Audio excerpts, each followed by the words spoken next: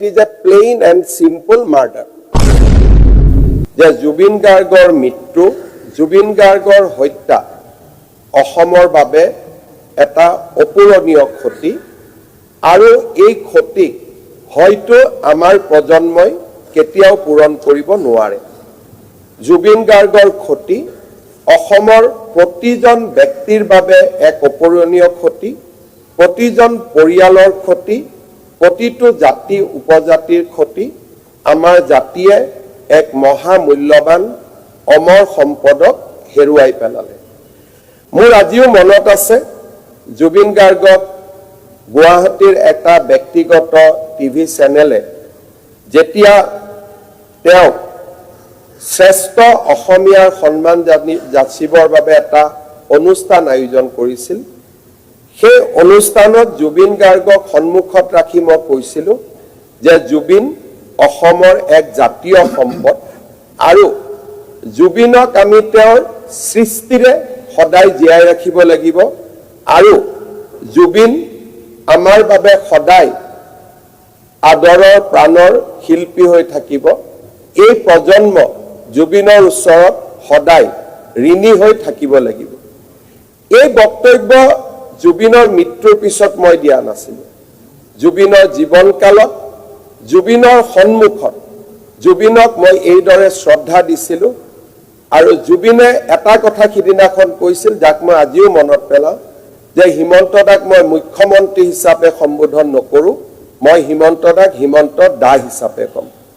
গতিকে ব্যক্তিগত আৰু মুখ্যমন্ত্ৰী হিচাপে আমাৰ সকলোৰে আবেগ জুবিনৰ লগত সমাহিত হৈ আছে আৰু সেইকাৰণে আমি জুবিনৰ হত্যা আৰু মৃত্যু পলিটিক্স নকৰিবা গানটো আপোনাৰ আৰু সৰ্বানন্দ সোণোৱালৰ কাৰণে গাইছিলে Akhil Gogoi Akhil Gogoi please sit down. মই ৰিপ্লাইটো শুনো প্লিজ অখিল গগৈ থাকিলে মানে পিছত আপুনি ক'ব মই টাইম দিম 1 মিনিট। অধ্যক্ষ মহোদয় মই যিমান দূৰ জানো পলিটিক্স নকৰিবা গানটো অখিল গগৈৰ কাৰণে গাইছিলে, মই যিমান দূৰ জানো। কাৰণ কা আন্দোলন কৰি যেতিয়া আপোনালোকে বটলা পাৰ্টি বুলি কোন পাৰ্টিত অখিল গগৈ উৰিণ গগৈ পাৰ্টি মাননীয় সদস্য অখিল গগৈ উৰিণ Gogoi party please sit down. Akhil Gogoi please sit down. মাননীয় অধ্যক্ষ মহোদয় দিয়া অসমৰ আনন্দ সৰ্বানন্দ বুলি জুবিন গাৰ্গে গান গাইছিলে। বটলা বটলা বটলা বুলি কৈছে সেইটো অখিল গগৈ পিছত ক'লে এইবিলাক ৱৰ্ড ইউজ নকৰিব। মাননীয় অধ্যক্ষ যদি জুবিনৰ প্ৰতি অলপো অখিল গগৈৰ মৰম আছে অলপ দেৰি আজি অন্তত ভালকৈ বিহেভ কৰক। মই আপোনাক হাত জোৰ কৰি ৰিকুৱেষ্ট কৰিম, কাৰণ আজিৰ সদনৰ ইতিহাসত এই বটলা তটলা এই শব্দবোৰ যদি যায় নতুন প্ৰজন্মই আমাক ক্ষমা নকৰিব। আপুনি যে তদন্ত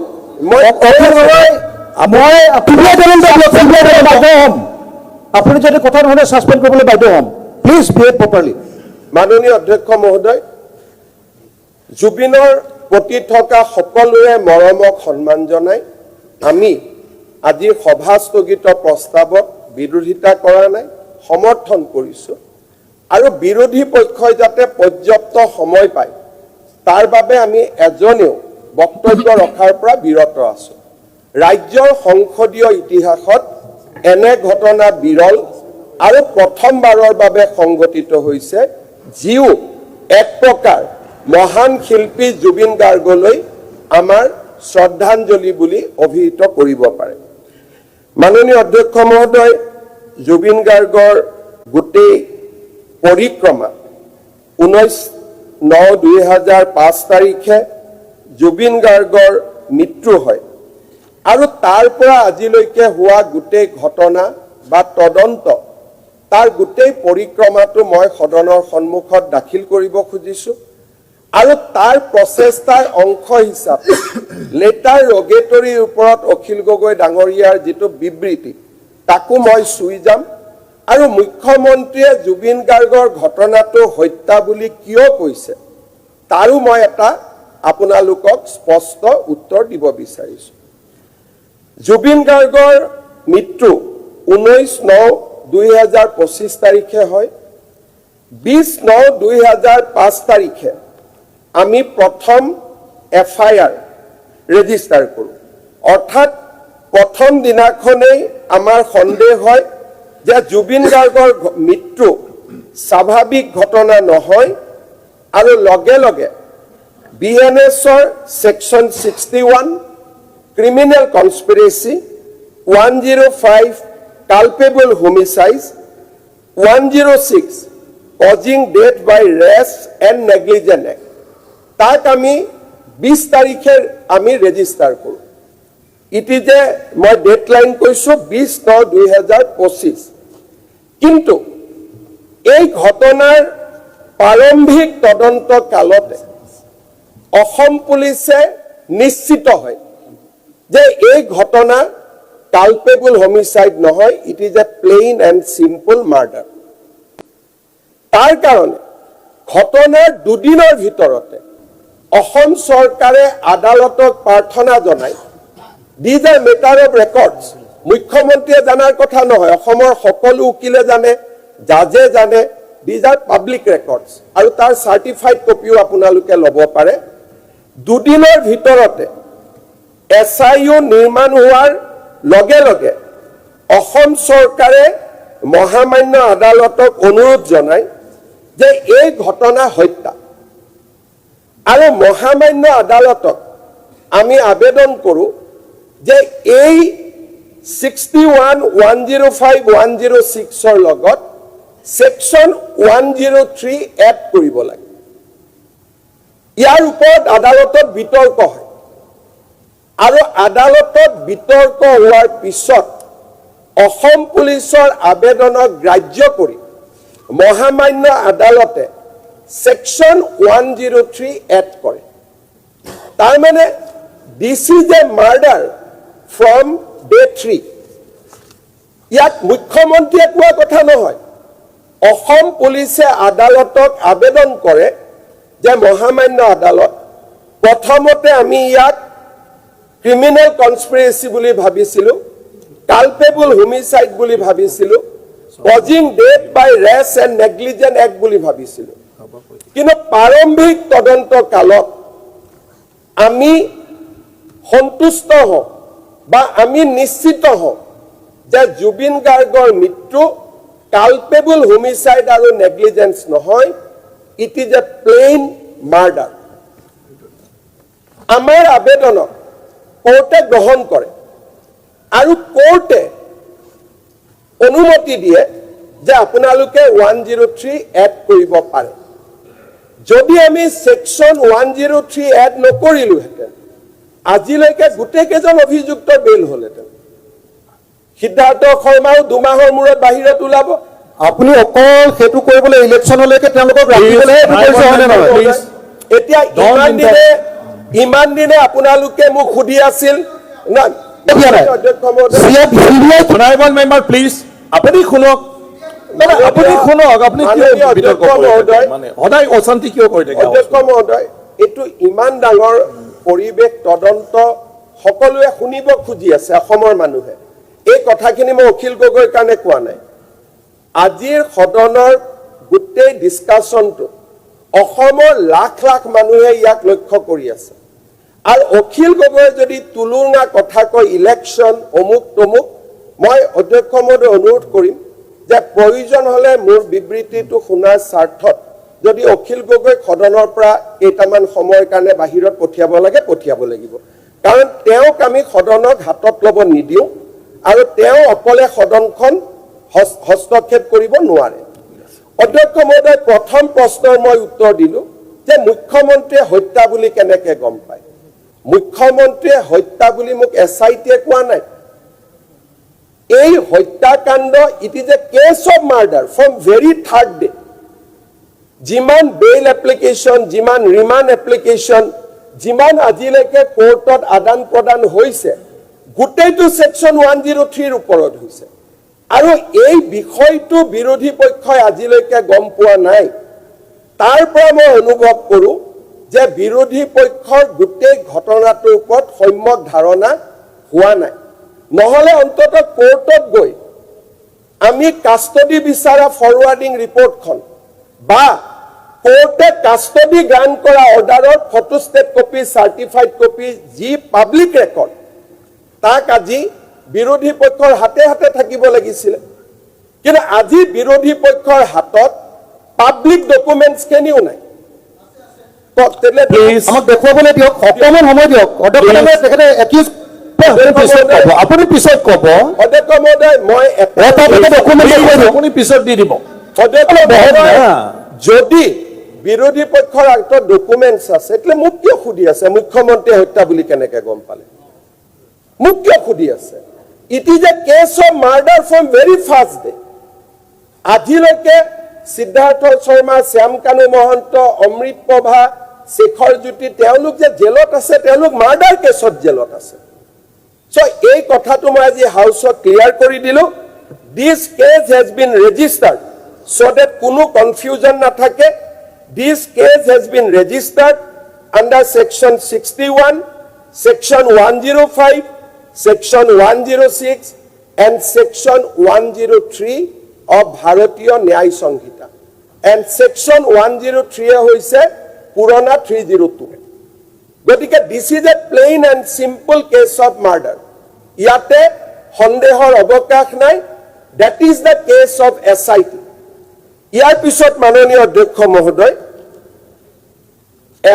FIR registered হল আৰু আমি জুবিন গাৰ্গক 19 তাৰিখে তেখেতৰ সন্ধিয়া মৃত্যু হয় হত্যা হয় সিঙ্গাপুৰ অথৰিটিয়ে সম্পূৰ্ণ পোষ্টমৰ্টেমৰ গোটেই প্ৰক্ৰিয়া সমাপ্ত কৰাৰ পিছত আমি আটাইতকৈ স্পীডত আৰু দ্ৰুত গতিশীল আমি লগে লগে জুবিন গাৰ্গৰ মৃত শৰীৰ পাৰ্থিৱ শৰীৰ আমি অসমলৈ উভতাই আনো ৰাজ্যৰ 3 কোটি জনসাধাৰণক প্ৰতিনিধিত্ব কৰি আপুনি চাৰ্টাৰ্ড ফ্লাইটত আনিম বুলি কৈ নানিলে ইমান তুলনা Okay.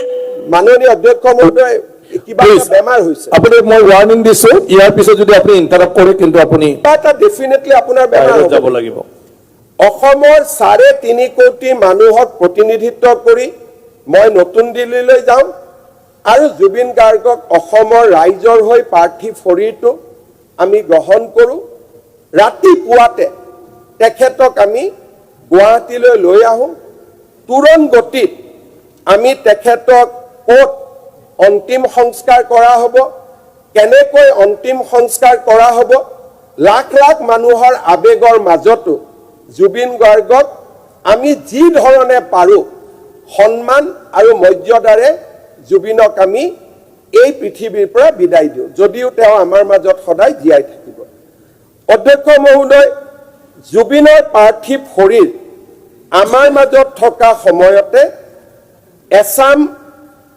লোকে দাবী কৰে যে জুবিনৰ সেকেন্ড পোষ্টমৰ্টেম আমি গুৱাহাটীত কৰিব লাগে লগে লগে সেই দাবী আমি মানি লওঁ মোৰ বহুত ইচ্ছা নাছিলে কাৰণ মৰমৰ শিল্পীজনক বাৰে বাৰে শৰীৰটো কটা তথাপিতো যিহেতু জুবিন মোৰ নহয় আমাৰ গতিকে লগে লগে অনুৰোধ আমি ৰক্ষা কৰো আৰু জুবিনক আমি পোষ্টমৰ্টেম দ্বিতীয়বাৰৰ বাবে গুৱাহাটী মেডিকেল কলেজত সমাপন কৰো গুৱাহাটী মেডিকেল কলেজত জুবিনৰ পোষ্টমৰ্টেম কৰোতে আমি এইমছ গুৱাহাটীৰ ডক্টৰকো আমি কমিটিত ৰাখো যাতে ই গুৱাহাটী মেডিকেল কলেজ আৰু এইমছ গুৱাহাটীৰ এটা যৌথ প্ৰচেষ্টা হয় 24 তাৰিখে আমি জুবিনৰ ভিছৰা চেম্পল CFSL নতুন দিল্লীলৈ প্ৰেৰণ কৰো ফৰ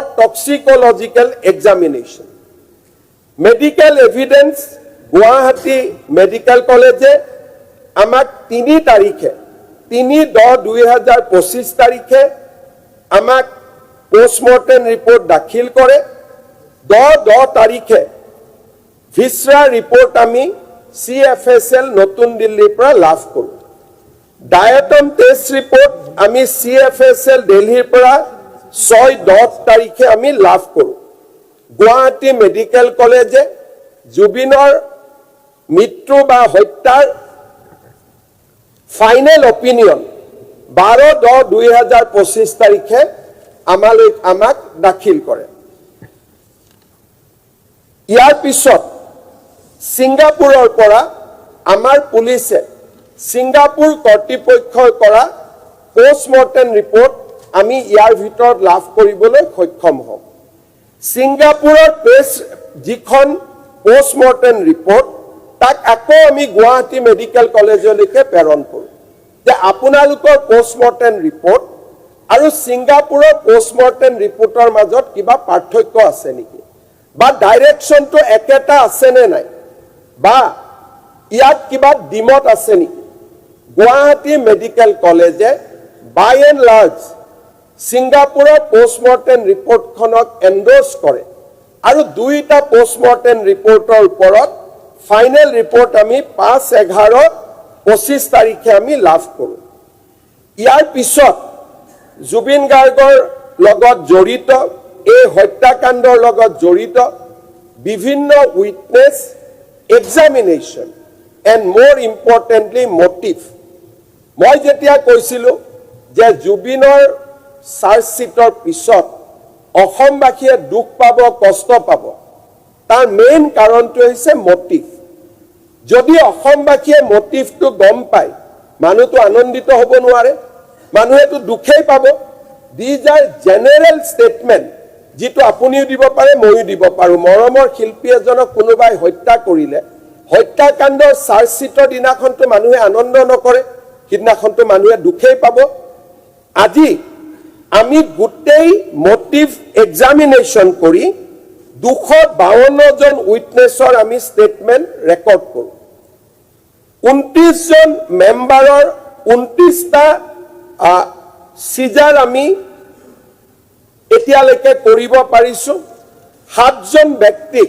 আমি এৰেষ্ট কৰিছোঁ এৰেষ্টসকলৰ নাম আপোনালোকে জানে সিদ্ধাৰ্থ শৰ্মা শেখৰজ্যোতি গোস্বামী শ্যাম কানু মহন্ত অমৃত প্ৰভা মহন্ত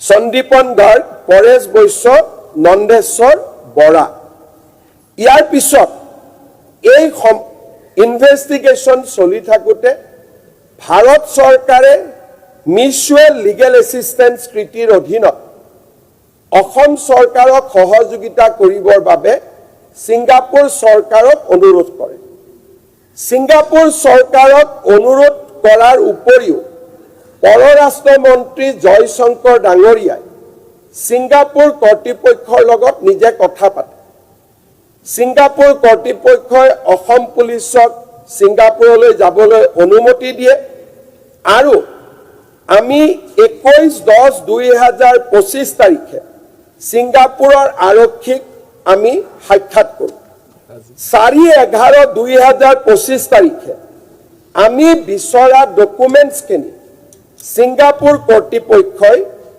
হাই কমিশ্যনাৰৰ জৰিয়তে অসম চৰকাৰে প্ৰেৰণ কৰে আৰু 13/11/2025 তাৰিখে ছিংগাপুৰৰ পৰা অহা ডকুমেণ্টছ আমি থ্ৰু ডিপ্ল'মেটিক কেৰিয়াৰ্ছ আমি লাভ কৰোঁ 10 জন NRIকে ধৰি আমি সকলোকে ইনভেষ্টিগেশ্যন কৰোঁ উইটনেছ কৰোঁ আৰু সকলোৰে অৰিজিনেল মোবাইলৰ পৰা আমি প্ৰয়োজনীয় ভিডিঅ' যি য'ত উপলব্ধ আছিল তাক আমি চিজ কৰোঁ আৰু তাক আমি পোষ্টমৰ্টেম তাক আমি ফৰেনচিক এক্সামিনেশ্যনলৈকে পঠিয়াই দিওঁ ডিজিটেল এভিডেন্স আমি ডিজিটেল ফৰেনচিক্স এক্সামিনেশ্যন কৰোঁ এই গোটেইবোৰ বৰ্তমান কেছ ডায়েৰীৰ পাৰ্ট হৈ পৰিছে এতিয়া ইম্পৰ্টেণ্ট কথা যে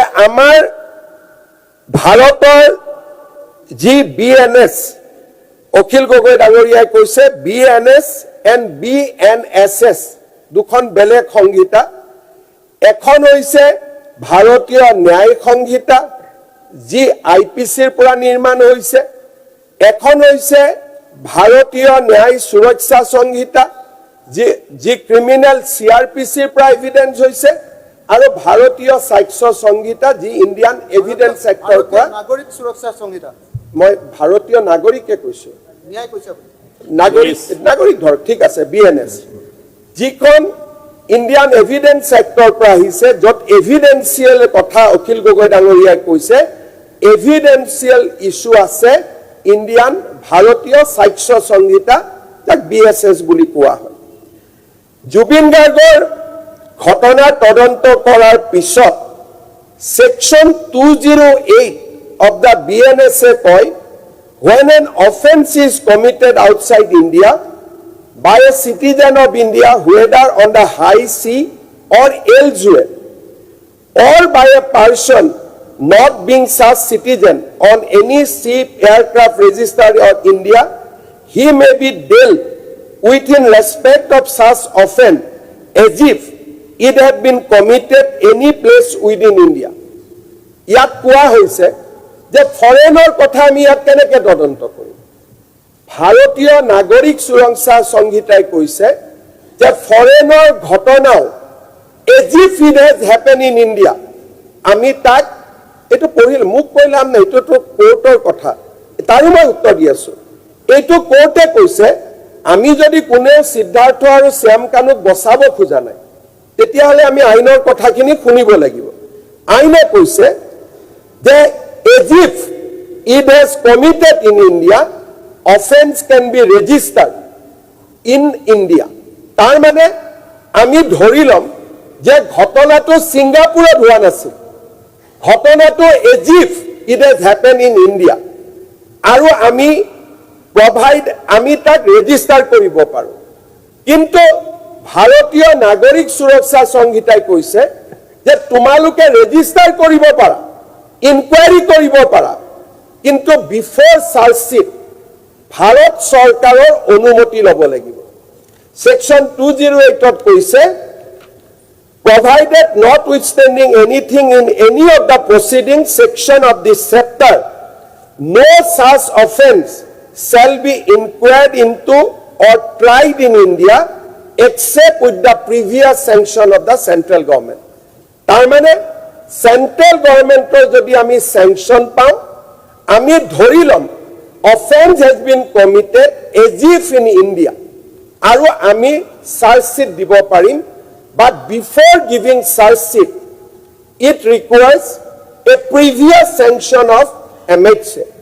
মই পবিত্ৰ সদনত জনাবলৈ পাই অতি আনন্দিত যে ইয়াত SITৰ ওপৰত সন্দেহ প্ৰকাশ কৰা হৈছে, but SIT could convince Ministry of Home Affairs in Government of India, আৰু 18 তাৰিখে জুবিনৰ উপজা দিনৰ দিনা ভাৰত চৰকাৰৰ গৃহ মন্ত্ৰালয়ে, মই কি কম ভাই,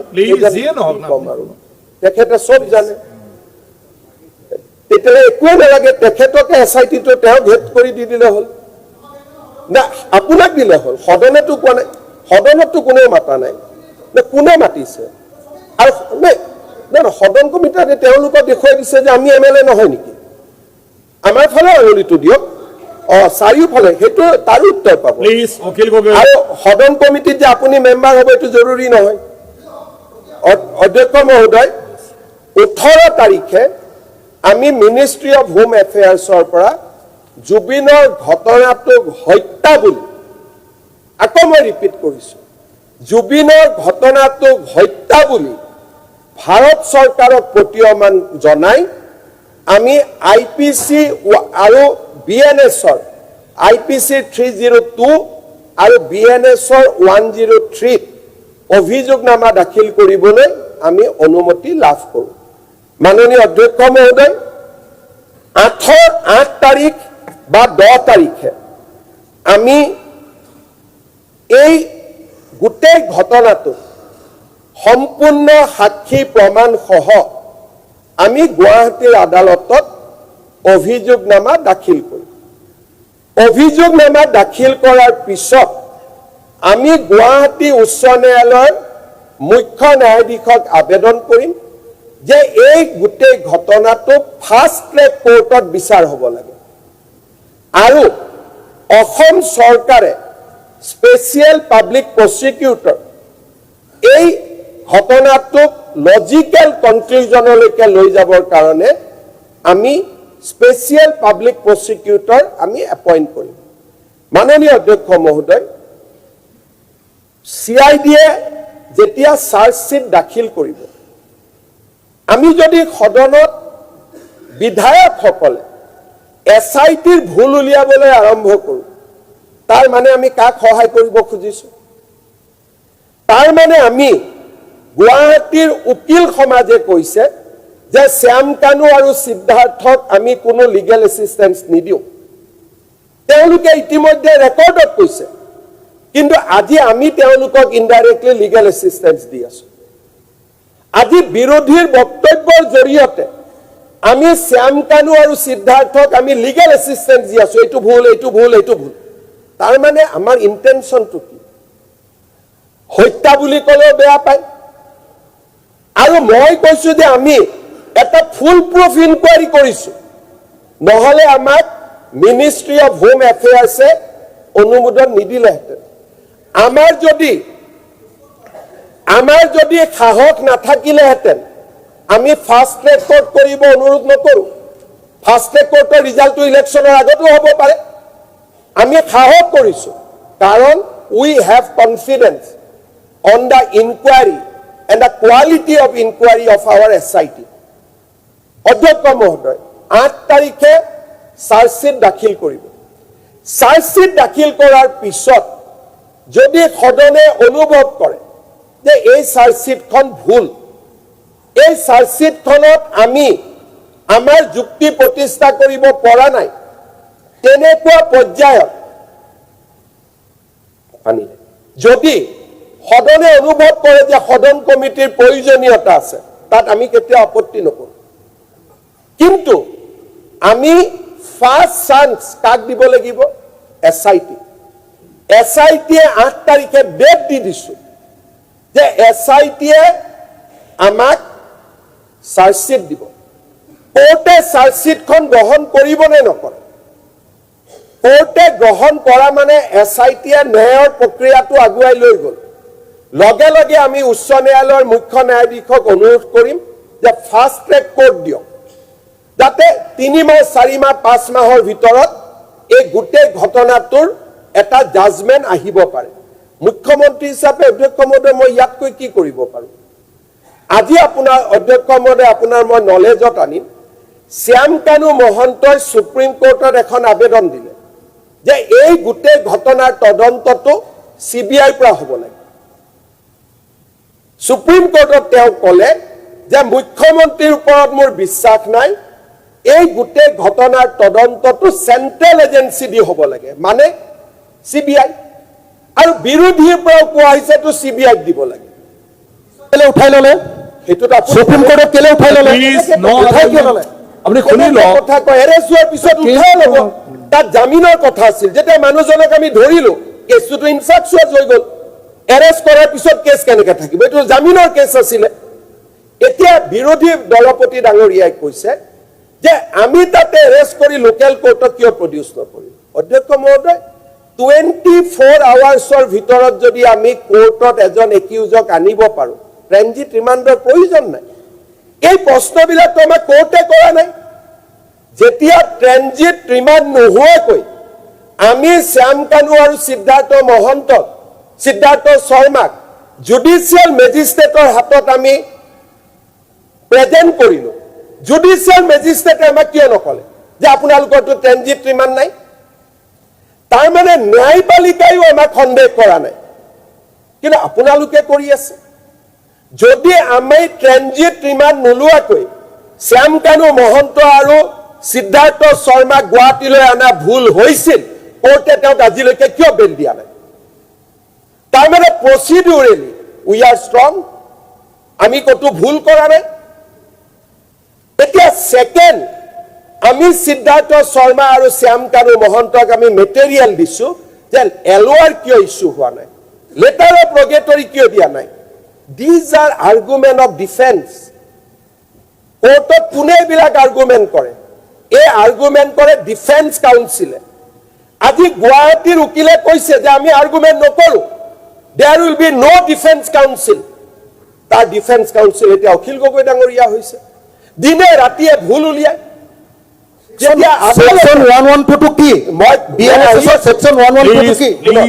যোনে নিজক স্মাৰ্ট ভাবে তাৰ উত্তৰো আমাৰ লগত আছে। We are also equally smart. ঠিক আছে মাননীয় অধ্যক্ষ মহোদয়, মাননীয় অধ্যক্ষ মহোদয়, আমি কি ভুল কৰিছো তাক কোনে কোৰ্টত ক'ব? শ্যামকানু মহন্ত আৰু সিদ্ধাৰ্থ শৰ্মাৰ উকিলে ক'ব।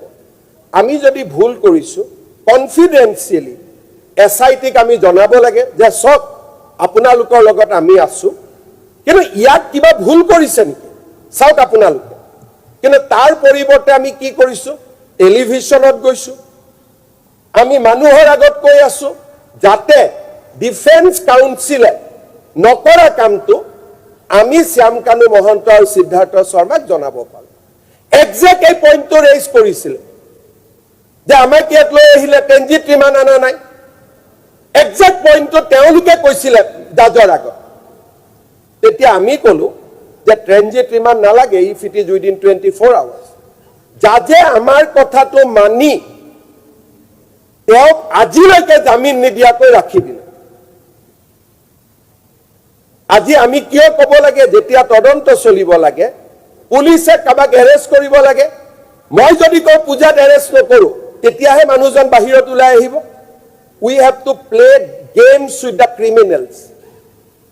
আমি ক্ৰিমিনেলৰ লগত গেম খেলিব লাগিব আৰু ক্ৰিমিনেলে মোৰ গেমত ভৰি দি অলপ সময়ৰ কাৰণে অসতৰ্ক হৈ গ'ল and we could arrest Siddharth immediately. জুবিনৰ 13 দিনৰ দিনাখন, শ্ৰাদ্ধৰ 13 দিনৰ দিনাখন we have arrested almost all the accused আৰু আজিলৈকে কোনেও বেল পোৱা নাই। মাননীয় অধ্যক্ষ মহোদয়, এতিয়া ইয়াত প্ৰশ্ন হৈছে যে লেটাৰ অফ প্ৰগেটৰী আমি কিয় দিয়া নাই? আৰু লেটাৰ অফ প্ৰগেটৰী আমাৰ দিয়াৰ প্ৰভিজন আছে সেকশন 112 অফ BNS। মই অনুৰোধ কৰিম যে BNSৰ সেকশনটো পঢ়ক। সিদ্ধাৰ্থ ভট্টাচাৰ্যী আমাৰ অধিবক্তা, হিতেন গোস্বামী অধিবক্তা, বহু কেইজন অধিবক্তা আছে। BNSত কি কৈছে? If in the course of an investigation into an offense, an application is made by the investigation officer, if made, it is not compulsory. If made, then evidence may be available in a country or place outside India. Any criminal court may issue a letter of progatory. কতো কোৱা নাই যে ফৰেনৰ evidence আনিবৰ কাৰণে একমাত্ৰ ৰাস্তা letter of প্ৰগেটৰী। এতিয়া মই কৈছিলো অলপ আগতে যে ইণ্ডিয়ান এভিডেন্স সেক্টৰ সমান্তৰাল হৈছে ভাৰতীয় সাক্ষ্য সংহিতা। সেকশন 77F অফ ভাৰতীয় সাক্ষ্য সংহিতা সদনত এতিয়াও হাফ ট্ৰুথ ক'ব নালাগে। মই BNSS 112 পঢ়ি দিছো কাৰণ I don't want to hide it. লগত এতিয়া আসল আহক এভিডেন্স। আমি সিংগাপুৰৰ পৰা যি আনিছো দোজ আৰ এভিডেন্স। ইয়াতে কি কৈছে? Section 77F of the Bharatiya Saksha Adhiniyam 2023 provide as under section 77F, public documents of any other class in a foreign country by the original or by a copy certified by the legal keeper thereof with a certificate under the seal of a notary public or of an Indian consul or diplomatic agent, that the copy is duly certified by the officer having legal custody of the original and upon proof of the character of the document according to the law of foreign country. তার মানে যিকোনো foreign country documents ভারতীয় উচ্চ আয়ুক্তৰ দৰে যদি আহে, Indian diplomatic মিছনছৰ দৰে যদি জৰিয়তে যদি আহে, then it is a evidence under section 77F. আৰু সেই কাৰণে under section 77F ভাৰত চৰকাৰে বিভিন্ন ৰাজ্যৰ লগত বিভিন্ন ৰাষ্ট্ৰৰ লগত মিউচুৱেল লিগেল এছিষ্টেন্স ট্ৰিটিত ইনভলভ হয়। আৰু এই মিউচুৱেল লিগেল এছিষ্টেন্স ট্ৰিটিত এভিডেন্স যে আনিব পাৰে ইয়াৰ কথা state by the superintendent of police NIA agency Kochi versus Shakul Ahmed, এইটো সুপ্ৰিম কোৰ্টত গৈছিল on a case emerit request made by NIA on USA. Supreme Court has considered that. ইয়াৰ পিছত লোকসভাত question number 1551 on the details of financial absconder, লোকসভাত কোৱা হৈছে যে all offendersৰ documents আমি এমলেটৰ জৰিয়তে আনিম। এমলেট কেতিয়া হয়? ফাৰ্ষ্ট হয়, ফাষ্ট ট্ৰেক হয়, এলুৱাৰেদি গ'লে আমি 2 বছৰলৈকে আজিলৈকে কাগজ আমি নাপাওঁ। তাৰ মানে আমি 2 বছৰ শ্যাম কানু আৰু সিদ্ধাৰ্থক জামিনত যাব দিম নেকি 3 মাহৰ মূৰত? 3 মাহৰ মূৰত যদি চাৰ্জশ্বিট নহয় তেওঁলোক জামিনত যাব, আৰু জামিনত গ'লে আপোনালোকে ক'ব যে এওঁলোকৰ লগত মিলা ভগত কৰি জামিনত দিব।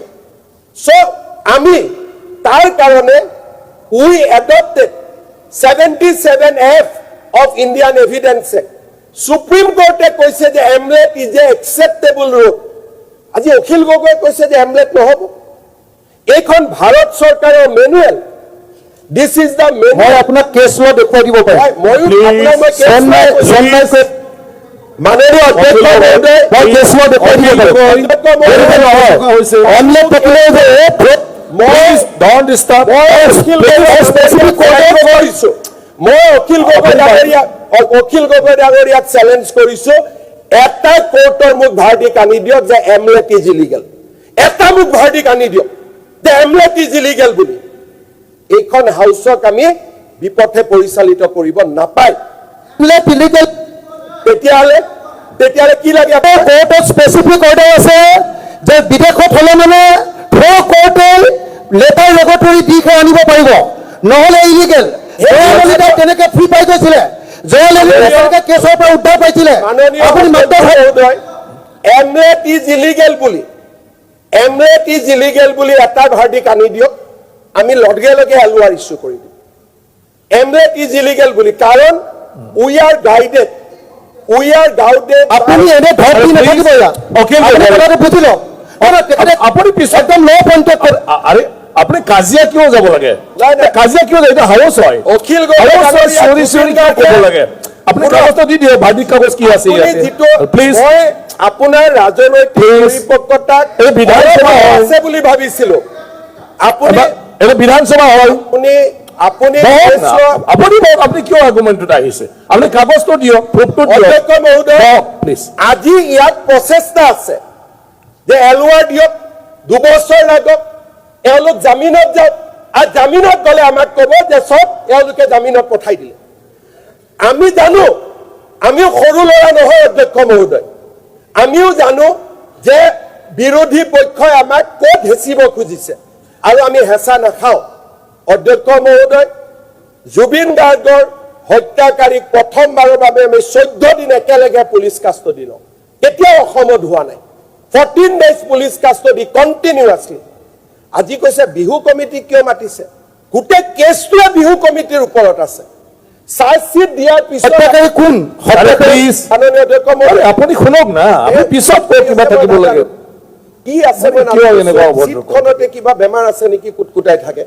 মাননীয় অধ্যক্ষ মহোদয়, বিহু কমিটিক মতাটোৱে আজি চাংচাৰী বিহু কমিটিৰ যিটো এভিডেন্স, কাৰণ all these evidence has come to government. মই ফাইলত চহী মাৰি দিল্লীলৈকে পঠাইছো কাগজ। So' I am aware today officially, because investigation is completed. MHAৰ পৰা অনুমোদন অহাৰ লগে লগে বিহু কমিটিক যদি নামাতে, this investigation will not be completed. আৰু তাত কোৱা হৈছে আপোনালোকে কিয় মাতিছে? আজি গোটেই ঘটনাটো হৈছে টকা পইচাৰ কাৰণে। আৰু যদি জুবিনৰ যিটো মেইন উপাৰ্জনৰ উৎস তেওঁলোকক যদি আমি নুসুধো, আমি ইয়াত কি আৰ্গুমেণ্ট কৰি আছো? উদ্দেশ্যটো সিদ্ধাৰ্থ শৰ্মাক শাস্তি পোৱাটো আমি বিচাৰিছো নে নাই? শ্যাম কানু মহন্তক শাস্তি পোৱাটো আমি বিচাৰিছো নে নাই? আজিতো ইয়াত চব খালি SIT বেয়া, তাৰমানে কোন ভাল? অধ্যক্ষ মহোদয়, মই পবিত্ৰ সদনক আশ্বাস দিছো যে জুবিনৰ মৃত্যুৰ ঘটনাৰ তদন্ত অসম চৰকাৰে যিটো ক্ষিপ্ৰ গতিত কৰিছে, ইয়াৰ সমান্তৰাল একো নাই। আদালতে কি জাজমেণ্ট দিব, that is a job of a court. Arnab ৰায়বৰাৰ কথা কোৱা হৈছিলে, তলৰ কোৰ্টে শাস্তি দিছিলে 2জনক, হাইকোৰ্টে এজনক 3 বছৰলৈকে নমালে, এজনক যাৱজ্জীৱন কৰিলে। It will go to supreme court. Final word will come from supreme court. আদালতৰ কি ভিউ আছে, কি ভিউ নাই, তাৰ ওপৰত মই কমেণ্ট দিব I am not authorized, but I have faith in my team যে আমাৰ টিমে প্ৰফেশ্যনেলি কাম কৰিছে, আমি বহুত কথা উলিয়াইছো, যি কথা অসমৰ ৰাইজে আগতে জনা নাছিল। আৰু যেতিয়া আমি চাৰ্জশ্বিট দিম, অসমৰ ৰাইজে বহুত কথা জানিব পাৰিব আৰু বিহু কমিটিক মতা কিমান জৰুৰী আছিলে তাকো অসমৰ মানুহে জানিব পাৰিব। অধ্যক্ষ মহোদয়, 8 তাৰিখে আমি জুবিনৰ ইনভেষ্টিগেশ্যন ৰিপৰ্ট দিম। ইয়াত কোৱা হৈছে যে পুলিচ আমি লগত কিয় নপঠালো, ফৰেনত ভাৰতীয় ভাৰত অসম চৰকাৰে পুলিচ পঠাব নোৱাৰে উইথ আৰ্মছ, তাৰ দায়িত্ব আমি নলওঁ বা আমি ল'ব নোৱাৰো, ই ছিংগাপুৰৰ প্ৰটোকল মতে নিৰ্ধাৰিত হয়। আজি কি ব্যৱস্থা আছিল কি নাই আমি নাজানো। ছিংগাপুৰ হাই কমিশ্যনে আমাক চিঠি লিখিছিল সহায় কৰিব লাগে। আই হেভ টেকেন এ ষ্টেণ্ড যে ইয়াত আমি সহায় নকৰোঁ। আৰু ছিংগাপুৰৰ অনুষ্ঠানত অসম চৰকাৰে কোনো বিভাগৰ পৰা মোৰ নলেজত 1 টকাও দিয়া। It should be made clear. কোনো আৰে প্লিজ এইটো আপোনাৰ মত হয়নে নহয়? লিখক পঢ়ক কি আছে। এইটো আপোনাৰ মত হয়নে নহয়? আপুনি চিফ সেক্ৰেটাৰীক এইটো কি লিখিছিলে? Please please speak. কি কোৱা হয়? কথা পাতিছিলে? মহোদয় নিজেই পঢ়ি আছে। মানে ডাঙৰীয়া অধ্যক্ষ মহোদয় অখিল গগৈ ডাঙৰীয়াক বুজাব লাগে যে চিফ সেক্ৰেটাৰীক প্লিজ স্পীক লিখা মানে এপ্ৰুভ নুবুজায়। মই চিফ সেক্ৰেটাৰী যেতিয়া মোক লগ কৰিব আহিছে, মই চিফ সেক্ৰেটাৰী কৈছো সকলো ডিপাৰ্টমেণ্টক কৈ দিব 1 টকাও নিদিব। প্লিজ স্পীক মানে অনুমোদন নুবুজায়। আজি গোটেই অসমবাসীক বিপথে পৰিচালিত কৰিব নেকি? এটা অসমবাসীৰ সামগ্ৰিক চিন্তাধাৰাক এজন মানুহে বিপথে পৰিচালিত কৰিব? ছিংগাপুৰে চিঠি লিখিছে, মই প্লিজ স্পীক লিখিছো, মই এপ্ৰুভ লিখা নাই। তাক আজি গোটেই মানুহৰ বিবেকত বিপথে পৰিচালিত কৰিব চিঞৰি চিঞৰি। তাৰপিছত মই মুখ্য সচিবক কি কলো, তেওঁ উঠক কব, মই কৈছো বদমাছ ল'ৰা 1 টকাও কাকো নিদিব। আজি কোনো ডিপাৰ্টমেণ্টে আমাৰ কোনো ডিপাৰ্টমেণ্টে দিয়া নাই। ৰঞ্জিত দাস ডাঙৰীয়াৰ পৰা মোলৈকে ফাইল আহিছিল অলপমান সিদ্ধান্ত ল'বৰ কাৰণে, মই লিখি দিছো 1 টকাও নিদিব। That file is on record. অধ্যক্ষ মহোদয় প্লিজ যাব ওলাইছিল পাৰমিশন নাপালে সেন্ট্ৰেল গভৰ্ণমেণ্ট। মই নাজানো। আমি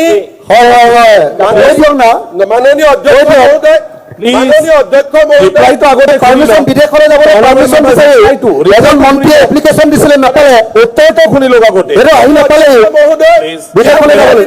ইয়াত নোৱাৰিলে তাতে যাব, তাত নোৱাৰিলে তাতে যাব, জপিয়াই থাকিব। This is not assembly.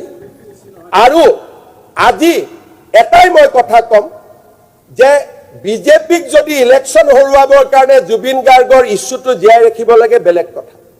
জুবিনক ন্যায় প্ৰদানৰ কাৰণে যদি জুবিনৰ বিচাৰ লাগে, অনুগ্ৰহ কৰি SIT তদন্ত নোহোৱালৈকে SITৰ বিপক্ষে কথা কৈ তেওঁলোকক ডিমৰেলাইজ নকৰিব। যিদিনাখন তদন্ত ৰিপৰ্ট আহিব, চাৰ্জশ্বিট আহিব, সিদিনাখন যদি কোনোবা উকিলে কয় this is a weak chargesheet, বেলেগ কথা। কিন্তু আজিৰ দিনটো যেতিয়া আমি দেখাই নাই চাৰ্জশ্বিটখন কি হ'ব, মোক এনেকে এটেক কৰিলে, মুখ্যমন্ত্ৰীয়ে কিয় হত্যা বুলি কৈছে? আৰে দিছ ইজ অন ৰেকৰ্ড। এখন কোৰ্টৰ ৰেকৰ্ডত আছে যে দিছ ইজ এ মাৰ্ডাৰ। সেইকাৰণে মই প্ৰথম দিনাই ফেচবুকত কৈছো যে হত্যা, ইয়াত হয়তো আমাৰ কোনো ডাউট নাই। যিদিনাখনৰ পৰা মই হত্যা বুলি কলো, মোৰ ওপৰত আক্ৰমণ আৰম্ভ হৈ গ'ল। কিয় মুখ্যমন্ত্ৰীয়ে হত্যা কৰে? আৰু হত্যাটো হত্যা নকয়, মই চুমা খোৱা বুলি কম নেকি? মইতো হত্যাটো হত্যাই কম। It is a murder. মই আজিও এই সদনত কৈছো, and will follow murder case. আৰু কোনে মাৰিছে তাকো আজি আমি অনুমোদন লৈছো। এজনে মাৰিছে, আনকেইজনে সহযোগিতা কৰিছে। So we have booked 4 to 5 people on murder case. ইয়াত আমি জুবিনক লৈ ধেমালি কৰিব অহা নাই, আমি জুবিনক লৈ ৰাজনীতি কৰিব অহা নাই। হুৰাই দে, জনাদেশ। জনাদেশটো কি শব্দ? অশোক সিংগাল বনিয়াৰ জনাদেশ আছে। জনাদেশ কাৰ আছে? জনাদেশ কাৰ আছে? জনাদেশ সেইসকলৰ আছে যোনে অসমৰ ফৰেষ্টত 46 লাখ বিঘা মাটি দখল কৰি আছে। জনাদেশৰ কথাই বনিয়াক নুবুজায় মোক অসমীয়া কথা শিকাবৰ প্ৰয়োজন নাই। তাৰমানে অশোক সিংগালক জুবিন দাই মাতি ল'বলৈ দিব, জুবিনৰ অশোক সিংগালক জুবিন দাই মাতি ল'বলৈ দিব। মানে এতিয়া তেওঁলোক কলৈকে আহিছে চক তেখেতসকলৰ জুবিন গায়কসকলৰ কথাটো কওক। জুবিন গাৰ্গৰ মৃত্যুৰ তদন্তৰ পৰা অশোক সিংগালক টাৰ্গেট কৰক। It is A purely political game. It is A purely political game. সিদ্ধাৰ্থৰ গোটেইখিনি তদন্ত হ'ব লাগে স্যাৰ, পলিটিকেল হয় নে নহয় সামাজিক সমৰ্থন কৰি। সিদ্ধাৰ্থৰ দুখ নাই, শ্যাম কানুৰ দুখ নাই, অশোক সিংগালৰ দুখ। তাৰমানে ইউ আৰ প্লেয়িং পলিটিক্স। আজি অসমৰ মানুহে অশোক সিংগালক মাতিব বিচাৰিছো, মাতি বেলেগ কৰি আনক না প্ৰস্তাৱ এটা। অধ্যক্ষ মহোদয় মই ক'তো মাতি দিয়া নাই, বেলেগ কৰি প্ৰস্তাৱ আনক, জুবিনৰ লগত লিংক নকৰিব। ৰিলিভেণ্ট নহয় আজি অধ্যক্ষ মহোদয় ৰিলিভেণ্ট নহয়। জুবিনৰ স্মৃতিৰ কাৰণে যেতিয়া মই মাটিডোখৰ দিছিলো, কি কৈছিল এখন শ্মশান, এখন অমুক, তাত মুখ্যমন্ত্ৰীয়ে কিয় মাটি দিব, কোনে সমালোচনা কৰিছিল তেতিয়া? আজি তেওঁলোকৰে সমাধি ক্ষেত্ৰখন মৰমৰ হৈ পৰিল। যিদিনাখন মই মাটি দিছিলো কৈছিলে নে নাই যে এখন জুবিন শ্মশানত কিয় মাটি দিলে? আজি জুবিন গাৰ্গৰ কাৰণে মই গৌৰৱ নকৰো, একো নকওঁ, মই একো নকওঁ। সময়ে ইতিহাসে ইয়াক হিচাপ কৰিব যে জুবিন গাৰ্গৰ কাৰণে অসম চৰকাৰ আৰু বিজেপিয়ে কি কৰিছে। অধ্যক্ষ মহোদয়, জুবিনৰ হত্যাকাণ্ডৰ দুটা দিশ আছে। আমি মাৰ্ডাৰ কেছৰ ওপৰত চাৰ্জশ্বিট দিম, কিন্তু এই তদন্ত চলি থাকিব। কাৰণ ইয়াৰ লগত আৰু এটা দিশ জড়িত হৈছে, নেগলিজেন্স। জুবিনৰ হত্যাৰ আগতেও জুবিনক নেগলিজেন্স আৰু ক্ৰিমিনেল বিচ অফ ট্ৰাষ্ট কৰা হৈছিল। যিহেতু তদন্ত হৈছে, তদন্তৰ পৰিসৰ আৰু বাঢ়িব। SIT-য়ে প্ৰথম চাৰ্জশ্বিট দিব ঘটনাটোৰ ওপৰত, মাৰ্ডাৰৰ ওপৰত। বাট আফটাৰ ডেট ইজ ডান, আমি আৰু এটা তদন্ত কৰিবলৈ নিৰ্দেশ দিছো, কাৰণ বহুত কথা তেওঁৰ উপলব্ধ হৈছে। The story begin from before COVID. The story begin. আজি লাষ্ট 8 বছৰৰ পৰা এটা ডাঙৰ ষ্টৰী চলি আছে, তাৰ প্ৰমাণ আমাৰ লগত আছে। সেইকাৰণে মই SIT-ক কৈছো যে 8 তাৰিখে আপোনালোকে মাৰ্ডাৰ কেছৰ চাৰ্জশ্বিট দিয়ক, তাৰ পিছত এক্সপাণ্ড দ্য ইনকুৱাৰী, যাতে আমাৰ জুবিনক জীৱিত কালত এজন মানুহেও যদি অন্যায় কৰিছিল সেই মানুহজনক সাৰি যাব নোৱাৰে। আমি ইমান দূৰলৈ যাম বুলি আমি সিদ্ধান্ত লৈছো। মই ভাবো সময়ৰ কষতি খিলে আমাক প্ৰমাণ কৰিব যে অসমৰ যুৱ প্ৰজন্মৰ হাৰ্টথ্ৰব, আমাৰ মৰমৰ আদৰৰ জুবিন গাৰ্গক ন্যায় প্ৰদান কৰিবৰ কাৰণে এইখন চৰকাৰে লোৱা প্ৰচেষ্টা। দেৱব্ৰত শইকীয়া ডাঙৰীয়াৰ অনুৰোধ মই ৰিজেক্ট কৰিব নকওঁ। অধ্যক্ষ মহোদয়, 8 তাৰিখে আপোনালোকে চাৰ্জশ্বিট চাই লওক। চাৰ্জশ্বিট হোৱাৰ পিছত আপুনি যদি ভাবে যে সদন কমিটিৰ প্ৰয়োজনীয়তা আছে, মোৰ কোনো আপত্তি নাই, কাৰণ আমি লুকাবলগীয়া একো নাই। CBI দিব, CBI কিয় দিম? CBI তদন্ত নালাগে। CBI কিয় দিম? আই ৰিজেক্ট CBI ইনকুৱাৰী। ওকে, আৰু জুবিন গাৰ্গৰ ভাৰতৰত্ন, তাৰ মানে আজি জুবিন গাৰ্গৰ ভাৰতৰত্ন অখিল গগৈ দিব লাগিব। বিজেপি ছাপোৰ্ট, বিজেপিয়ে ছাপোৰ্ট কৰে। ভাৰতৰত্ন বিজেপিয়ে ছাপোৰ্ট কৰে, AGP-য়ে ছাপোৰ্ট কৰে, UPPL-এ ছাপোৰ্ট কৰে, প্ৰস্তাৱ লওক, বিধানসভাত প্ৰস্তাৱ লওক স্যাৰ। ভাৰতৰত্ন বিধানসভাত প্ৰস্তাৱ লওক, ভাৰতৰত্ন দিব লাগে। একো জুবিন দাক ভাৰতৰত্ন দিবৰ কাৰণে আজি বিধানসভাত প্ৰস্তাৱ লওক। ক'লো নহয়, মোৰ কোনো আপত্তি নাই। প্ৰস্তাৱটো লওক, আপত্তি নাই নহয়, লওক। আপুনি নিতাৱতা হাউচ, আপুনি প্ৰস্তাৱটো দিয়ক। আপুনি নিতাৱতা হাউচ ভাৰতৰত্ন দিবৰ কাৰণে প্ৰস্তাৱটো লওক। মাননীয় অধ্যক্ষ মহোদয়, মই প্ৰস্তাৱ কৰিলো যে জুবিন গাৰ্গক ভাৰতৰত্ন দিব লাগে। হৈ গ'ল, কি কথা আছে? আমাৰ কোনো আপত্তি নাই অধ্যক্ষ মহোদয়। আপুনি প্ৰস্তাৱ লৈ মই মুভ কৰিলো, সকলোৱে সমৰ্থন কৰিলে, আপুনি কেন্দ্ৰীয় চৰকাৰক বিধানসভাৰ হৈ পঠিয়াই দিব। আমাৰতো আপত্তি কৰিবলগীয়া একো নাই। এইটোতো কোনো ইছ্যুৱে নহয়। ইমান এটা মৰমৰ মাজেৰে জুবিন গাৰ্গক ভাৰতৰত্ন দিয়াৰ যিটো প্ৰস্তাৱ, সি যেনেকে ভূপেন হাজৰিকাৰ প্ৰস্তাৱটো আমি পাছ কৰিছিলো, মৰমেৰে, সাদৰেৰে, বিভিন্ন জনৰ বক্তব্যৰে, তেওঁৰ গুণ গৰিমা আখ্যানেৰে সৈতে এই প্ৰস্তাৱ পাছ হ'ব লাগে। এনেকুৱা পৰিৱেশত নহয়। যেতিয়া ডিব্ৰুগড় বিধানসভাক আমি ভূপেন হাজৰিকাৰ নামত দিব কৈছিলোঁ, ভূপেন হাজৰিকাৰ মানুহে গান গাইছিলে, তেওঁক সোঁৱৰণ কৰিছিলে, প্ৰচিডিং হৈছিলে, সুন্দৰভাৱে আমি প্ৰেৰণ কৰিছিলোঁ। জুবিন গাৰ্গৰ ভাৰত ৰত্নৰ প্ৰস্তাৱ যি ধৰণে ইয়াত অনা হৈছে, ই জুবিন গাৰ্গৰ প্ৰতি সন্মান নহয় ন অধ্যক্ষ মহোদয়? আজি যদি আনিব লাগে, উইল মুভ এ ৰিজলিউশ্যন, সৰ্বদলীয় এটা দিন আমি ইয়াত জুবিনৰ কথা ক'ম, আমি তেওঁৰ সৃষ্টিক বন্দনা কৰিম, আমি তেওঁক প্ৰশংসা কৰিম, বন্দনা আৰু প্ৰশংসাৰে জুবিনক উপচাই দিম, আৰু সেই প্ৰচিডিং ভাৰত চৰকাৰৰ লগত যাব। আজি চেঙাৰ বিধায়কে থিয় হৈ ক'ব, পঠাই দিয়ক, do not treat Zubeen in that manner.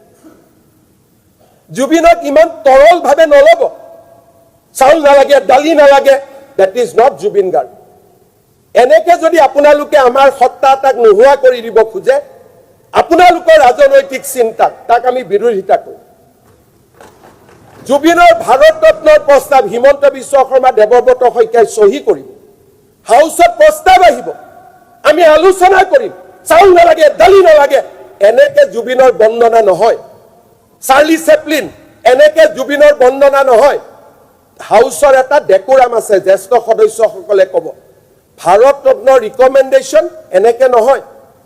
28 তাৰিখলৈকে হাউচ আছে, 29 তাৰিখলৈকে হাউচ আছে, প্ৰস্তাৱ আনক। এডজৰ্নমেণ্ট মোচনৰ জৰিয়তে জুবিনৰ ভাৰত ৰত্ন ৰিকমেণ্ড হ'ব। দিছ will be the record of this house. এনেকে হ'ব নেকি বিধানসভা? আজি জুবিনৰ ভাৰত ৰত্নক বিৰোধিতা কৰা ইয়াত কোনোবা আছে নেকি? 126 জন বিধায়কে চহী কৰিব, নট থ্ৰু এডজৰ্নমেণ্ট মোচন। চাউল নালাগে, দালি নালাগে, this is not the thing. এইবিলাক নহয়। আমি সকলোৱে, আপুনি দিন ঠিক কৰক যে 28 তাৰিখে 29 তাৰিখে আমি সদনত আলোচনা কৰিম ভাৰত ৰত্নৰ ওপৰত, সকলোৱে জুবিনক বন্দনা কৰিম, কৰি আমি প্ৰস্তাৱ পঠিয়াম না। আৰে এইটো আপোনালোকক মই কৈ আছো, প্ৰস্তাৱ দিয়া আছে, মোচনত দিয়া আছে। মই মাননীয় সদস্যক মই জনাব খুজিছো যে প্ৰস্তাৱ হ'ব, মই দেৱব্ৰত শইকীয়া 126 জনে চহী কৰিম, আৰু আমি একেলগে আনিম জুবিনক। জুবিন আমাৰ সকলোৰে। হঠাতে আমাৰ দিয়া আছে, বুজিছো, হঠাতে এজন একচাম মানুহৰ যেনেকে জুবিন হৈ গ'ল, আজিও যদি সুধো জুবিনৰ গান এটা গা বুলি ক'লে যিজনে দুটা শব্দও ক'ব নোৱাৰে, তেওঁলোক এতিয়া জুবিনৰ মালিক হ'ব খুজি এটা কথা, তাক আমি বিৰোধিতা কৰো। বহুত ইৰিটেট আৰু ইয়াতে আপোনালোকক আমি এটা কথা কৈছো, জুবিনক অসমীয়াৰ পৰা সন্দেহযুক্ত অসমীয়াৰ আমি সম্পত্তি হ'বলৈ নিদিওঁ। জুবিন অসমীয়াৰ সম্পদ। আপুনি ৰাজনীতিৰ কথা নকলে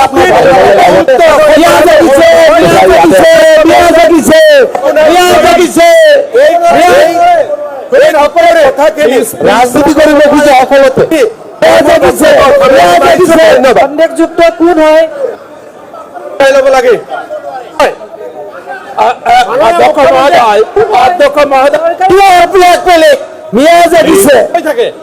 সন্দেহযুক্ত কোন হয়? সকলোৱে বহক, please sit down, please. Chairman Ali ডাঙৰীয়াক প্ৰশ্ন সুধিছো। প্লিজ প্লিজ দায়িত্ব লৈ যা, দায়িত্ব লৈ যা, এইটো ল'ব নোৱাৰি। অখিল গগৈ, এইটো কাঢ়ি লোৱা, এইটো প্ৰস্তাৱ ল'ব নোৱাৰে। মাননীয় অধ্যক্ষ মহোদয়, Akhil Gogoi suspended. Only blackmailing. মাননীয় অধ্যক্ষ মহোদয় ছাছপেণ্ডেড।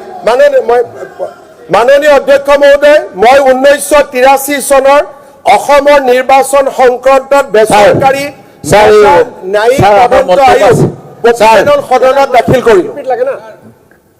প্ৰস্তাৱটো ছাৰ, এইটো এডজৰ্নমেণ্টৰ ওপৰত আপুনি ৰুলিঙে দিয়া নাই। মুখ্যমন্ত্ৰী কি উৎপাত হৈছে ছাৰ, কথাখিনি কৈ গৈছে, আপুনি একো নকলেই ছাৰ। আৰু আমাৰ ছাৰ তাৰ ওপৰত ৰিমাৰ্কছ দিব লগা আছে। এনেকৈ ছাৰ পটাপট কৰিলে কেনেকৈ হয় ছাৰ? বহি পেলাই ছাৰ, তেখেতে জানে ছাৰ 1 বছৰৰ পৰা আছে, তেখেতেতো আপোনাক ক'ব লাগিব, আগত এজেণ্ডা শেষ হোৱা নাই। এনেকুৱা কি ছাৰ এইবিলাক চলিছে ছাৰ? মাননীয় অধ্যক্ষ মহোদয়, এডজৰ্নমেণ্ট মোচনৰ পিছত আৰু ৰিপ্লাই নাথাকে। adjournment বিষয়ৰ ওপৰত স্যাৰ আপুনি স্যাৰ ৰিমাৰ্ক দিব আৰু কমেণ্ট দিব আছে স্যাৰ তেনেকুৱা প্ৰক্ৰিয়া চলাই আছে। স্যাৰ ৰিপ্লাইটোৰ ওপৰত স্যাৰ ক'বলগীয়া আছে স্যাৰ কম নে নকম স্যাৰ হুলস্থুল পৰিৱেশ কৰি থাকিলে আৰু হাউচ কেনেকৈ চলিব? স্যাৰ আপুনি হুলস্থুল আমিতো হুলস্থুল কৰা নাই স্যাৰ স্যাৰ কম নে নকম এতিয়া আৰে মই যদি ক'বই নাপাওঁ অধ্যক্ষ মহোদয় ক'ব আপুনি ক'লে কেনেকৈ ক'ব? মাননীয় অধ্যক্ষ মহোদয়, আমি সদনত সিদ্ধান্ত লৈছিলো যে বিৰোধীয়ে ক'ব, মুখ্যমন্ত্ৰীয়ে উত্তৰ দিব। কিন্তু আপোনাৰ গোটেই অসত্যখিনিতো ক'ব লাগিব না। আপুনি কৈছে যে হাইকোৰ্টে জাজমেণ্ট দিলে। আপোনাৰ 2023 চনত আপুনি কৈছিলে সুপ্ৰিম কোৰ্টত যাম অন্যমায়ক বঢ়াৰ কাৰণে, তাৰ ষ্টেটাছটো কি সেইটো জনাব আছে। আপুনি সুপ্ৰিম কোৰ্টত কি আছে নক'লে, আপুনি হাইকোৰ্টৰ কথা স্ক্ৰিপ্টখন আনি পেলাই কৈ দিলে স্যাৰ। সুপ্ৰিম কোৰ্টত বৰ্তমান সুপ্ৰিম কোৰ্টত কেছ বিচাৰাধীন হৈ আছে, মইতো লগে লগে দ্বিতীয়তে স্যাৰ এই যে ট্ৰেনজিট ৰিমাণ্ডৰ কথাটো অসমৰ সন্তান সুপ্ৰিম কোৰ্টৰ জাজ উজ্জ্বল ভূঞা ডাঙৰীয়াই এটা দিছে যে এইটো কম্পালচৰি স্যাৰ, সেইটো মই আপোনাক দিব বিচাৰো। তেখেতে এইটো নালাগে বুলি ক'লে কেনেকৈ হ'ব স্যাৰ? অসম সন্তান মাননীয় এইটো স্যাৰ। মহোদয়, যদি ট্ৰেনজিট ৰিমাণ্ড লাগে আমি কাষ্টডি কেনেকে পালো? স্যাৰ এইটো স্যাৰ কেনেকৈ আনিছে মই নাজানো, মইতো ইমানখিনি কৰিব নোৱাৰো। লিগেল ইলিগেলিটি স্যাৰ সংবিধানৰ কথা আৰ্টিকল 21 কথা উল্লেখ আছে, আপোনালোকে যদি ব্যক্তিগত স্বাধীনতা সিদ্ধাৰ্থ আৰু শ্যামকানুক বচাব খুজিছে, এইটো আপোনালোকৰ কথা। স্যাৰ যেতিয়া তদন্ত কৰিছেই, তদন্তটো স্যাৰ সৰ্বব্যাপী হ'ব লাগিব। মাৰ্ডাৰটোতো মাৰ্ডাৰে হয়, তাত কেনেকুৱা কনস্পিৰেচি আছিলে স্যাৰ জানিব নালাগিব নেকি? এইটো অকল ইকনমিক নে পলিটিকেল নে কেৰেক্টাৰ এছেচিনেশ্যন হৈ আছিল কৰি আছে স্যাৰ? তাততো স্যাৰ এইখিনি কৰা নাই। তেখেতে কেতিয়াবা কৈছিলে কোনোবা এটা দল বটলা, কাৰ আগত ক'লে, কেতিয়া ক'লে সঁচা মিছা নাজানো, সেইটোতো স্যাৰ তদন্ত কৰা শুনা নাই। কেতিয়াবা ক'লে কাৰোবাক ভোট নিদিবি, কাক দিব ক'লে কাক দিব নক'লে, সেইখিনিতো তদন্ত কৰা শুনা নাই স্যাৰ। কাৰ নামানো বুলি কাৰ আগত কৈছিলে, লতাহিল ফিল্ডত নে জজ ফিল্ডত কৈছিলে আমিতো নাজানো স্যাৰ।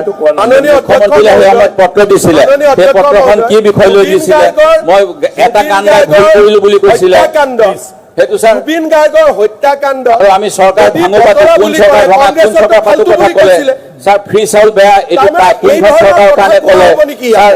যিটো গানক লৈ কথা হৈ আছে হুৰ হুৰ বতাহ, যিটো স্যাৰ বতাহ চৰাই, এই স্যাৰ এই গানটো জুবিন গাৰ্গে গাইছিলেহে স্যাৰ। এইটো এটা সোঁপন্থী দলৰ সমৰ্থক দিগন্ত ভাৰতীয়ে লিখা আৰু হেৰি কৰা স্যাৰ। সেই গতিকে এইটো গানৰ লগত জুবিন গাৰ্গৰ আদৰ্শটো মিলালে নহ'ব। তেখেত স্যাৰ তেখেতে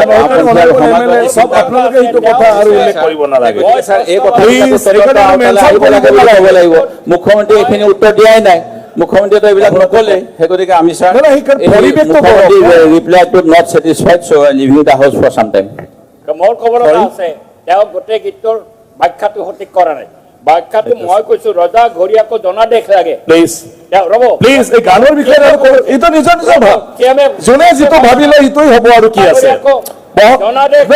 যোনে যি ভাবিলে কবিতা আৰু গান আৰু সেইটো বুজাটো নিজে নিজৰ কৰিব লাগিব। আপোনাৰ ভাৱনা আপুনি ক'লে, আনকো আপোনাৰ ভাৱনা মতে যাব লাগিব বুলি ক'লে কি হ'ব?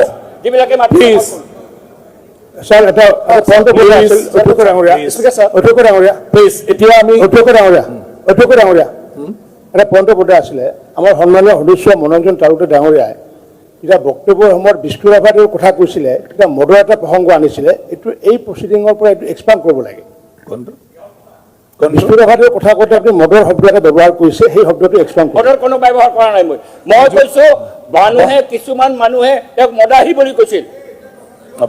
ইতিহাস লেখা আছে, কৰিব লাগে।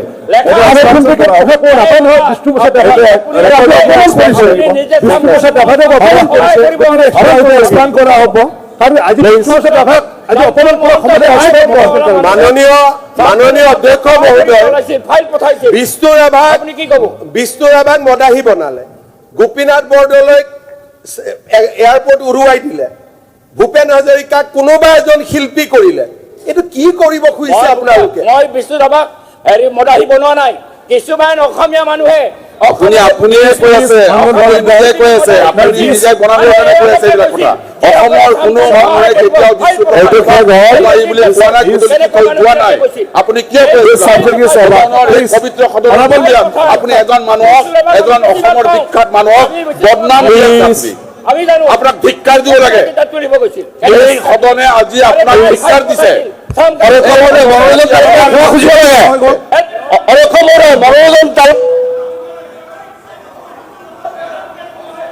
হেল্ল', মাননীয় আমি এডজাৰ্ণমেণ্ট মচনৰ ওপৰত ডিছকাশ্যন কৰিলোঁ আৰু মুখ্যমন্ত্ৰী ডাঙৰীয়াই অলৰেডি ৰিপ্লাই দিলে আৰু আমি হাউচৰ কনচেণ্ট লৈছিলোঁ যে আমি এডজৰ্ণমেণ্ট মচনত আলোচনা কৰিলেও আমি ৰিপৰ্ট লিংক আৰু আমাৰ ইন্ট্ৰডাকশ্যন এই বিষয়বিলাক আমি মানে পুনৰ টেক আপ কৰিম এতিয়া যিহেতু আমাৰ সময় আছে আমি পুনৰ অধ্যক্ষ মহোদয় আমি এডজৰ্ণমেণ্ট মিছনটোত বিচাৰিছিলোঁ যে জুবিন গাৰ্গক হত্যা কৰা হৈছে কোনে হত্যা কৰিছে মানে অলৰেডি ৰিপ্লাই দিলে তদন্ত চলি আছে